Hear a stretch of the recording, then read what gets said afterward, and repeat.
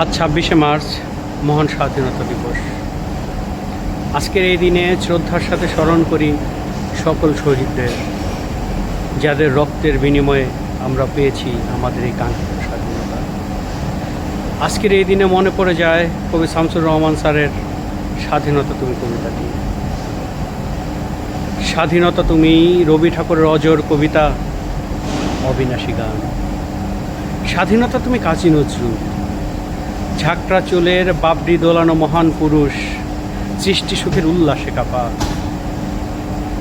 স্বাধীনতা তুমি শহীদ মিনারে অমর একুশের উজ্জ্বল সভা।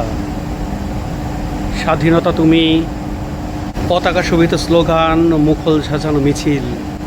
স্বাধীনতা তুমি ফসলের মাঠে কৃষকের মুখে হাসি। স্বাধীনতা তুমি রোদেলা দুপুরে মধ্যপুকুরে গ্রাম্য মেয়ের অবাধ সাঁতার। স্বাধীনতা তুমি মজুর যুবার রোদে ঝলসিত দক্ষ গ্রন্থিল পেশি।